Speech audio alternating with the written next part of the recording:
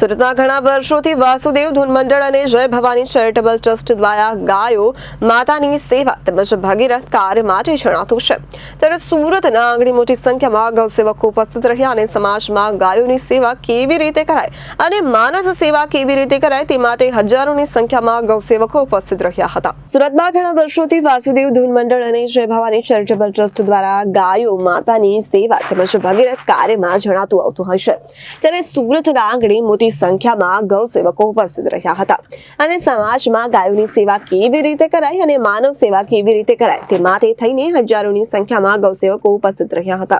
વાસુદેવ ધૂન મંડળ દ્વારા ધૂન કરવામાં આવી હતી અને જે ફંડ આવે છે તે ભગીરથ કાર્યમાં વાપરવામાં આવે છે ત્યારે મોટી સંખ્યામાં ગૌસેવકો ઉપસ્થિત રહ્યા અને સમાજના હિત અને હિન્દુ સંસ્કૃતિમાં કેવા કેવા કાર્યો કરવા તેનું માર્ગદર્શન આપવામાં આવ્યું અને આવનાર સમયમાં ગાયો માટે કેવી રીતે કામગીરી કરવી તેનું માર્ગદર્શન લેવામાં આવ્યું હતું। સેવકો મોટી સંખ્યામાં જોડાયા અને આવનારા સમયમાં ગાય માતાની કેવી રીતે સેવા કરવી અને આપણી સંસ્કૃતિને ઉજાગર કરવા માટેના પ્રયાસો કરવામાં આવ્યા હતા। જય ગૌ માતા। મારું નામ ડૉક્ટર ડીડી દિયોરા, લોક સાહિત્ય અને હાસ્યનો કલાકાર। આજરોજ અમારી બે સંસ્થા જય ભવાની જીવદયા સેવા સમિતિ ટ્રસ્ટ અને વાસુદેવ ગૌ સેવા ધૂન મંડળ સુરત દ્વારા આજે 5મો સ્નેહ મિલન સમારોહ યોજાયો છે।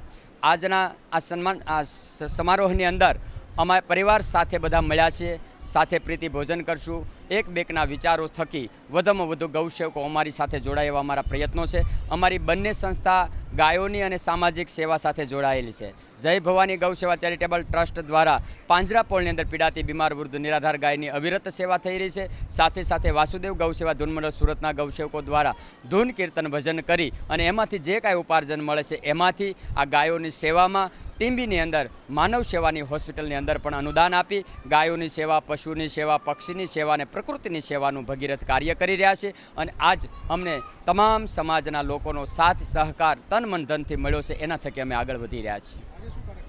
આજનો કાર્યક્રમ અમારો 5મો આ સ્નેહ મિલન સમારોહ છે કે સ્નેહ મિલન સમારોહ થકી અમારી સહયોગી સંસ્થાઓને તેડાવી છે, અમારા પરિવારોને તેડાવ્યા છે। બધા સાથે મળી અમારી સેવાને વાગોળશું, આ સેવાને લોકો સુધી પહોંચાડશું અને સમાજમાંથી વધુમાં વધુ ગૌસેવકો ઊભા થાય એવા અમારા આ પ્રયત્નો છે।